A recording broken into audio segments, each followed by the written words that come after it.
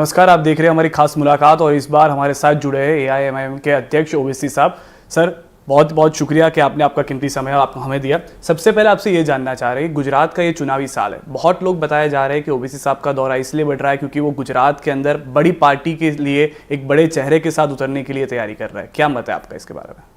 नहीं, हम लोग तो गुजरात में अपना प्रेजेंस दिखा चुके हैं, हमारे वजूद को, हमारे प्रेजेंस को बता चुके हैं। इसलिए कि जब अहमदाबाद में हमारे म्यूनसिपल कॉरपोरेटर्स हैं, मोडासा में हैं, भरूच में हैं, गोधरा में हैं, और उसके बाद हमारा संगठन के ऊपर काफ़ी काम हुआ है।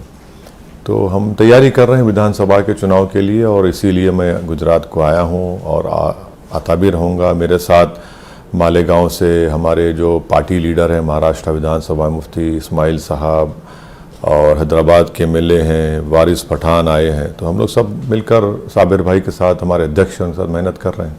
कांग्रेस आप और बीजेपी बता रही है कि एआईएमआईएम कुछ कर नहीं पाएगा, यहाँ पे इतनी बड़ी पार्टीज़ है, वो सिर्फ यहाँ पे वोट तोड़ने के लिए आ रहा है। तो देखिए, मेरा मानना है कि बीजेपी, आप और कांग्रेस का कोई फ़र्क नहीं है, तो इसीलिए वो एक ही ज़बान में एक ही बात कह रहे हैं। हम ये पूछना चाह रहे हैं कि गुजरात में जो मुसलमानों का और दलित का जो सोशो इकोनॉमिक एजुकेशनल स्टेटस है वो इतना ख़राब क्यों है, और इसकी क्या वजह है। और खेल ख़राब करने आ रहे, वोट काटने आ रहे, ये तो इल्ज़ाम पुराने हो चुके हैं, इसमें कोई असर नहीं है।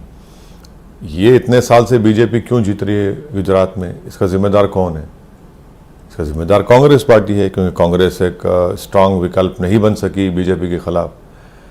84 में आखिरी मरतबा एक मुसलमान यहाँ से एमपी बने थे, उसके बाद कोई नहीं बन पाया। उसकी ज़िम्मेदारी किस पे डालेंगे आप? तो ऐसे बहुत से मुद्दे हैं, और इसीलिए हम यहाँ पर हम ये समझते हैं कि हमारे को एक बहुत बड़ा स्कोप है, बहुत बड़ी जिम्मेदारी हम पर है यहाँ पर, और हम उसको कोशिश करेंगे निभाने की। आपने बताया कि कोई नुमाइंदा नहीं है जो आपकी कौम की बात या तो आपके लोगों की बात ऊपर तक पहुंचा सके। कांग्रेस तो हर बार कहती आई है कि हम माइनॉरिटीज़ को साथ में लेके चलते हैं, हमारे जहाँ से भी कोई धारासभ्य बन के आता है या तो कोई एमपी एमएलए बन के आता है तो वहीं से बन के आता है। नहीं, कांग्रेस का प्रॉब्लम ही ना, कांग्रेस पार्टी ये कंपटीशन में है कि नरेंद्र मोदी से बड़ा हिंदुत्व आइडियोलॉजी का लीडर कौन है। वही आप पार्टी का भी वही हाल है। तो इन तीनों में कंपटीशन ये है कि सबसे बड़ा हिंदुत्व का लीडर कौन है। तो इसीलिए आप देखते हैं कि जो हिंदुत्व आइडियोलॉजी को नहीं मानते, जो गांधी और अंबेडकर और भारत की संविधान के कॉन्स्टिट्यूशनलिज्म को मानते, तो उनके लिए मजलिस एक विकल्प बन रही है।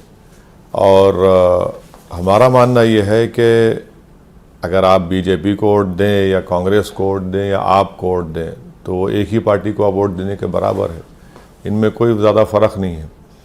तो आप देख लीजिए कि जब दिल्ली जहांगीरपुरी में डेमोलिशन हुआ, जो मेरी नज़र में इलीगल अनकॉन्स्टिट्यूशनल था, तो आप पार्टी कुछ नहीं बोलती वहाँ पर।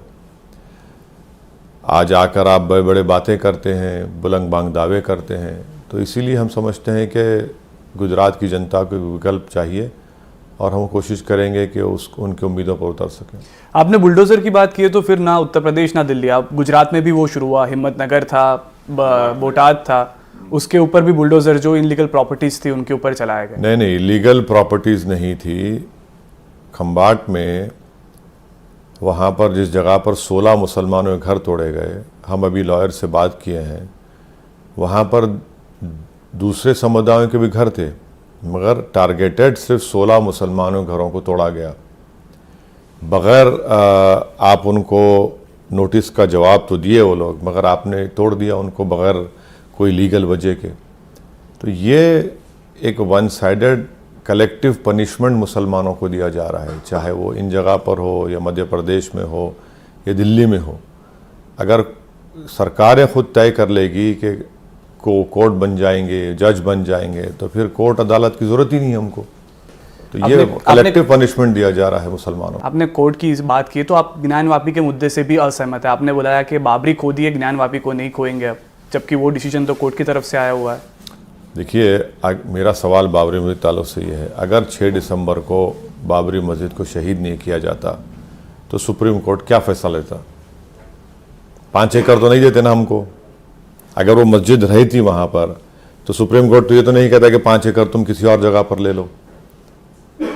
मस्जिद आपने तोड़ दिया, तोड़कर इस अंग्रेजी का लफ्ज है फेट अकम्पली, हमारे लिए फेट अकम्पली कर दिया आपने। अगर मस्जिद बरकरार रहती क्या फैसला आता? लेकिन आप तो फिर उनको चुनौती दे रहे हैं कि आपका जो फैसला है वो गलत है। ज्ञान वापी को लेके भी आप बता रहे हैं कि हमारे साथ। एक बात समझिए, सुप्रीम कोर्ट के एक साबिका चीफ जस्टिस थे justice JS. Verma. Justice JS. Verma ने अंग्रेजी में एक बहुत तारीखी जुमला कहा। क्या कहा था कि supreme court is supreme but not infallible. Supreme court supreme जरूर है मगर इनफैलेबल नहीं है। तो मेरे को ये इख्तियार है संवैधानिक कि मैं कोर्ट के फैसले से इख्तलाफ करूं इज्जत के साथ। मैं इख्तलाफ किया हूं और मैंने जिस खदशों का इजहार किया था, अप्रीहेंशन का इजहार किया था जब सुप्रीम कोर्ट का फैसला आया बाबरी मस्जिद के सिविल टाइटल सूट का, कि ये आस्था की बुनियाद पर दिया गया और फ्यूचर में ऐसे कई मसले पैदा होंगे, वो देखिए हम तो सही साबित हुए, आप देख लीजिए। तो आपको क्या लगता है ज्ञान वापी को लेके आप जो बता रहे हैं वो सही है? कोर्ट ने जो सर्वे का कोर्ट का जो सर्वे है वो पार्लियामेंट के 1991 एक्ट के खिलाफ है। सुप्रीम कोर्ट ने जो बाबरी मस्जिद जजमेंट में 91 के एक्ट को भारत के संविधान के बेसिक स्ट्रक्चर से जोड़ दिया, उसके खिलाफ है। 1991 में इलाहाबाद हाई कोर्ट ने एक स्टे दिया था इसी डिमांड के ऊपर, वो आज भी स्टे है। आप पार्टीज को बदलकर कोर्ट को चले जाते हैं और लोअर कोर्ट उस पर आपको इजाजत देता है तो वो स्टे अभी भी है। और चौथी बात यह है कि आप सर्वे क्यों करना चाह रहे, बताइए नीयत क्या है आपकी सर्वे कराने की? आपका बेसिक इंटेंशन क्या है सर्वे कराने का? जब एक मामला तय हो चुका है कि 91 के कानून के तहत 15 अगस्त 1947 को जो मस्जिद है, मंदिर है, गिरजा जो भी है, उसका नेचर और कैरेक्टर चेंज होगा, तो आप क्यों जा रहे हैं भाई? इसका मतलब आपकी क्या करना चाह रहे हैं आप क्या इसको 2024 के चुनाव के साथ जुड़ रहे हैं? नहीं, 2024 देखिए चुनाव आते जाते रहेंगे, चुनाव से मेरे को मतलब नहीं है। देश में जो अमन है, देश में जो अमन को बिगाड़ने की कोशिश की जा रही है, जो देश में ऑलरेडी नफरत की दीवारें और नफरत का तूफान उबल रहा है मुसलमानों के खिलाफ, आप उसमें और तेज डालने का काम कर रहे हैं। लेकिन कई लोगों का कहना है कि ओवैसी साहब जब तेजाबी भाषण देते तो उससे भी ये क्या तेजाबी भाषण है? केस बुक करिए ना मुझ पे, बुक करिए अगर मैं कानून का उल्लंघन कर रहा हूं। मैं तो कहता हूं कि अगर मैं संविधान की बात कर रहा हूं, अगर मैं 91 पार्लियामेंट की आज सुप्रीम कोर्ट के जजमेंट का हवाला दे रहा हूं, उसमें तेजाब कहां से आ गया? उसमें तो सच्चाई है। अब सच्चाई को जो नहीं मानते, कौन नहीं मानता सच्चाई को? जो खुद तेजाब बन चुका है वो सच्चाई को नहीं मानना चाहता है। महाराष्ट्र से भी ये बात आई कि लाउड स्पीकर को अगर वो मर्यादा में नहीं रखा गया, बंद नहीं किया गया तो नहीं लाउड स्पीकर, देखिए ये सब लाउड स्पीकर महाराष्ट्र में जब बीजेपी शिवसेना की सरकार थी जब याद नहीं आई इनको? अब आपको सब चीज याद आती है, आपको बुरखा याद आता है। अब तो मुसलमानों का अज़ान, मुसलमानों का लाउड स्पीकर से तकलीफ, अज़ान से तकलीफ, हलाल गोश्त से तकलीफ, हिजाब से तकलीफ, लैंड जिहाद, लव जिहाद, जॉब जिहाद, हर चीज से एक नफरत पैदा की जा रही है। क्या वजह देख रहे हैं आप? ये क्यों आपको टारगेट किया जा रहा है? या तो कोई पर्टिकुलर सरकार की वजह से हो रहा है, पार्टी की वजह से हो रहा है? नहीं, बिल्कुल देखिए आरएसएस की जो आइडियोलॉजी है और ऊपर से बीजेपी की जो सरकार है, और सोने पे सुहागा ये है कि ये इन जो मैं बोल रहा हूं सोने पे सुहागा, इस सरकास्टिकली कह रहा हूं, ये कांग्रेस और आप समाजवादी पार्टी की डिलिबरेट खामोशी इस बात को परवान चढ़ा रही है, नफरत को और आगे बढ़ा रही है। आप बताइए कि फिर आप अगर एक भारत के जो बाइज़्ज़त शहरी है मुसलमान, उनके ताल्लुक से इस तरह नफरत पैदा करेंगे, तो फिर मुझे तो यह कहना पड़ेगा कि भारत के जो फॉरेन सेक्रेटरी थे श्याम शरण साहब ने आर्टिकल में लिखा कि इस तरह से नफरत से अगर मुसलमानों का एक छोटा सा तबका अगर रेडिकलाइज हो जाएगा तो सिक्योरिटी के लिए परेशानी हो जाएगी। ये मैं नहीं कहा हूं, उन्होंने लिखा है श्याम शरण साहब ने। अगर मैं लिखता तो मुझ पर बहुत इल्जाम लग जाता, जैसा आप बोले तेजाब फैला रहा है। अब श्याम शरण साहब सच्चाई को बयान कर रहे हैं, अब बताइए उस पर क्या बोलेंगे आप? भारत के होम सेक्रेटरी पिल्लई साहब ने खिलाफ बोले कि मत करो ये सब मुसलमानों के खिलाफ। तो आपको तो सोचना चाहिए ना जो सरकार में है। क्या ये डर का माहौल बनाने की कोशिश हो रही है? देखिए डरने वाले कोई नहीं है, और ख़ासतौर से मुसलमान से अल्लाह से डरता है, डरने का माहौल नहीं है। आप देश में माहौल पैदा कर रहे हैं, इससे देश कमज़ोर होगा। आपको सियासी फ़ायदा तो हो जाएगा, मगर आप देश के लिए हित में क्या सोच रहे हैं? अच्छा ये बताइए कि बीजेपी की सरकार है, मैं तो कहूँगा कि मोदी सरकार का नाम होना चाहिए शॉर्टेज सरकार। गेहूँ नहीं है, कोयला नहीं है, रोज़गार नहीं है, पेट्रोल डीजल की कीमतें आसमानों को छू रही हैं। हाँ, क्या मिल रहा है देश में बता रहा हूँ आपको, महंगाई मिल रही है और नफरत मिल रही है मुसलमानों की, मगर जो चीज़ की ज़रूरत है इंसान को वो आप नहीं दे रहे हैं। लोग बता रहे हैं कि विश्व गुरु बन चुके अब तो मोदी साहब, और दुनिया के देशों को वो राह देखिए, दिखा रहे हैं। आप देखिए, विश्व गुरु की मिसाल आपको दे देते हैं। 6 दिन पहले मोदी सरकार ने कहा कि हम विश्व गुरु हैं और पूरे विश्व में हम लोग गेहूं भिजाएंगे। 6 दिन के बाद आप बोले नहीं भिजाएंगे हम। यानी ये आपके इन्हें ये कंसिस्टेंसी आपकी पॉलिसी की है कि 6 दिन पहले आप पूरी दुनिया को बोल रहे हम विश्व गुरु हैं, हम गेहूं भिजाएंगे आपको, और 6 दिन के बाद बोल रहे नहीं भिजा सकते हम, गेहूं का इंपोर्ट रोक देंगे। आप कौन सा विश्व गुरु हैं? आप कहां के विश्व गुरु हैं? आप पूरे विश्व में सबसे ज्यादा अगर कोई नौजवान बेरोजगार है तो भारत में है, पूरे विश्व में। अब देखिए, आरबीआई की रिपोर्ट आएगी, इन्फ्लेशन कितना होगा देख लीजिए आप। 8 साल से आप सरकार में है ना, आपने 8 साल में ये नौबत ला लिया। अच्छा, आपको मालूम 8 साल में क्या था? 8 साल में 1 लाख करोड़ का खर्चा हो गया। देखिए, आपने कर्जे की बात की है तो बीजेपी सरकार बता रही है कि गुजरात सबसे अच्छा राज्य है कि जिसका कर्जा सबसे कम है। खुद स्पोक्स पर्सन जीतू वाघाणी जो हमारे यहाँ पे है, उन्होंने बताया है गवर्नमेंट के कि गुजरात इस तरह से अच्छा कर रहा है। तो आपको क्या लगता है, कोई और पार्टी को क्यों कोई बदला? हम उनको बोलते हैं कभी रिवर फ्रंट से आगे चलकर देखो मुस्लिम इलाकों में, खुद जाकर देखें। हम तो कल फिरे, पैदल फिरे, पहले भी गया था मैं, वहाँ जाकर देखिए ना क्या है, क्या हाल है वहाँ पर। जब आप इतना दावे कर रहे हैं तो चलिए चल के देखिए ना। अल्लाह ने आपको आंखें दी हैं, दिमाग दिया है, आप बासलाहियत हैं, तो जाकर देखिए कैसा रहते हैं वहाँ पर लोग, बताइए क्या हो रहा है वहाँ पर। गुजरात के एक्स डेप्यूटी सीएम ने बताया था कि यूनिफॉर्म सिविल कोड जरूरी हो चुका है, क्योंकि जिस तरह से आबादी बढ़ रही है कई कम्युनिटी की या 2 कम्युनिटी की, उसको लेके बात की जाएगी। उत्तराखंड में वो चुनाव के बाद हम उनको पूछना चाह रहे हैं, वो कभी ये फ़र्क को जानते हैं दया भागा और मिताक्षरा स्कूल ऑफ थॉट में क्या होता है?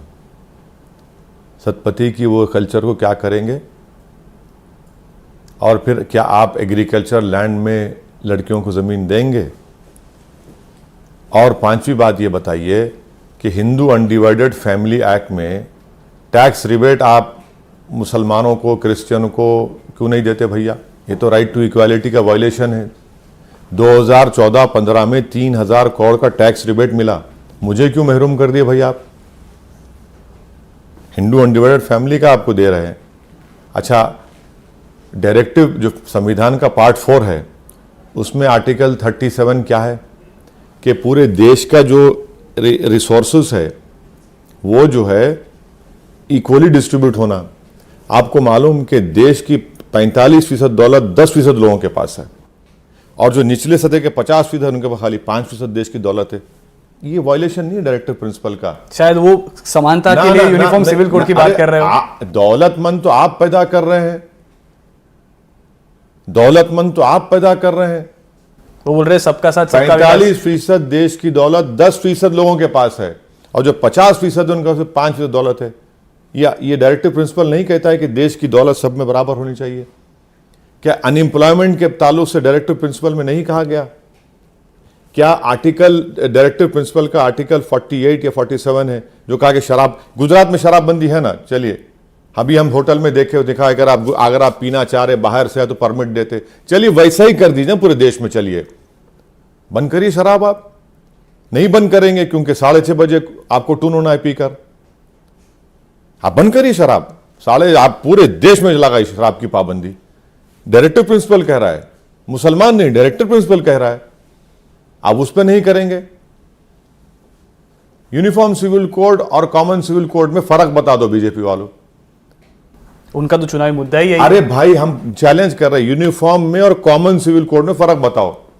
गोवा में इनकी सरकार है ना, चलिए गोवा में कर दीजिए। नहीं कर पाएंगे। क्यों नहीं कर पाएंगे? क्योंकि गोवा में कानून यह है, अगर एक हिंदू शादी करता है और उसकी बीवी 25 और 30 साल की हो जाती है, उसको उसको औलाद नहीं होती या बेटा नहीं होता, वो सेकंड मैरिज कर सकता है। और हम पर इल्जाम, हम 2-2 करते, 3-3 करते, 4-4 करते। चलिए अब सेंसस कर रहे हैं ना 2022 का, मैं प्रधानमंत्री को कह रहा हूं, आरएसएस को कह रहा हूं, उस सेंसस में आप एक क्वेश्चन का इजाफा कर दीजिए, लिख दीजिए कि किसके पास दूसरी, तीसरी, चौथी बीवी और किसके पास मिस्ट्रेस है। दूध का दूध, पानी का पानी हो जाएगा। आखिरी जो सेंसस में सवाल पूछा गया था कि इसके पास दूसरी और तीसरी बीवी है, हिंदू भाई आगे थे, मुसलमान थोड़ा पीछे था उनके। आप नहीं कर रहे हो, सवाल ही नहीं पूछ रहे। आप सवाल पूछ लीजिए, हम तो कह रहे हैं सर। अच्छा, और एक चीज, हमने संविधान में नॉर्थ ईस्ट के लोगों को, नागालैंड, मिजोरम और जितने, उनको उनका कल्चरल प्रोटेक्शन का संविधान में हमने आर्टिकल बनाया। चेंज कर दीजिए, करेंगे आप? आग लग जाएगी वहां पर। आपको क्या लग रहा है, क्या कारण है कि वो चेंज नहीं अरे कर रहे? हम तो यही पूछ रहे हैं ना। Uniform civil code, Baba Saheb Ambedkar ने कहा था कि यूनिफॉर्म सिविल कोड वॉलंटरी होना चाहिए, मैंडेटरी नहीं होना चाहिए। अंबेडकर ने कहा, नहीं कहा अंबेडकर ने, वो भी कॉन्स्टिट्यूंट असेंबली में कहा था बाबा साहेब अंबेडकर ने। और फिर आसाम में, आपको मालूम, आसाम नॉर्थ ईस्ट में डिवोर्स कैसे होता है? वो एक दूसरे पत्थर फेंक लेते, डिवोर्स हो जाता है। अच्छा, ये बोलते, आसाम का मुख्यमंत्री बोलता मुसलमान 2 शादी 3 शादी करता। क्या पॉलीगमी नहीं है नॉर्थ ईस्ट में? अच्छा, पॉलीगमी से हटकर पॉलीएंड्री है। सुनिए, पॉलीएंड्री क्या है? लेकिन जितने भी मुस्लिम औरतें हैं, उनका कहना है कि 53 तलाक से हमें अच्छा लग रहा है कि जो फायदा है। सुनिए, पॉलीएंड्री क्या है? एक महिला 1, 2, 3 मर्द रख सकती है, शादी कर सकती है। आप करिए, सुप्रीम कोर्ट में गए वो लोग कि पॉलीएंड्री को बरकरार रखो। देखिए भारत की खूबसूरती क्या है, पूरे विश्व में भारत के साथ कोई देश नहीं है जिसमें ये कल्चर्स हैं, तहजीब है, लैंग्वेजेस हैं, रिलीजन्स हैं। आप इतनी तारीफ कर रहे हैं भारत की, तो कुछ लोग क्यों बोल रहे हैं कि आप पाकिस्तान चले जाइए? ऐसा है, उनके अब्बा उनको लगता है उनके पूर्वज वहीं से आए थे। हमारे पूर्वज तो या तो खबरस्तान में सो रहे हैं या जिंदा हैं। अब लगता है उनके पूर्वज आए होंगे वहां से। हम इतना नहीं सोचते। उनको ख्वाब में पाकिस्तान नजर आता, दिन में भी पाकिस्तान नजर आता, शाम में, रात में। हम तो 47 में हमारे बुजुर्गों ने कहा कि हमको मतलब ही नहीं है। हमने 2 नेशन थ्योरी को रिजेक्ट कर दिया। इसीलिए तो हम लोग इस मुल्क को अपना वतन माने हैं। आपके पास चॉइस नहीं था पाकिस्तान जाने का, मेरे पास था चॉइस। तो मैं बाई बर्थ भी इंडियन हूं और बाई चॉइस भी इंडियन हूं। तो एक और भी मुद्दा उठ रहा है कि मदरसा में नेशनल एंथम को कंपलसरी किया जा रहा है, उसको लेके क्यों आप नाराज? भाई नाराज कहां हैं हम? क्या जनगण पढ़ने से हमको इतराज नहीं, हमको फख्र महसूस होता, हमको सीना चौड़ा हो जाता, हमारे हाथ के रोंगटे खड़े हो जाते जब जनगण मन पढ़ते हैं। तो मदरसा में कंपलसरी करना चाहिए, आपकी राय है? नहीं, उसको कोई इतराज नहीं कर रहा है। हम ये पूछ रहे हैं कि वो लोग मदरसों में जनगण मन कंपलसरी कर रहे हैं जो भारत की जंग आजादी में अंग्रेजों से मिले हुए थे, जो अंग्रेजों के लिए क्विट इंडिया मूवमेंट में लेटर लिख कर दिए थे, आरएसएस हम हिस्सा मत लो।